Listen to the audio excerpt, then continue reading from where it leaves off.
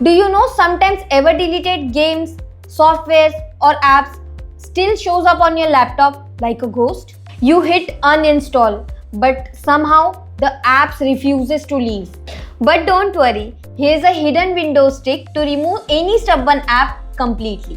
We keep sharing such cool tech tips and tricks with our subscribers. If you haven't subscribed us yet, subscribe to ABCom channel now. Press Windows plus R on your keyboard.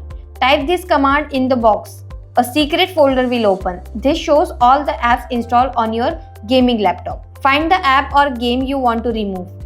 Right click, hit uninstall. Confirm it and boom, the app is gone for real. No more fake uninstalls, no leftover files, just a clean and clutter-free system.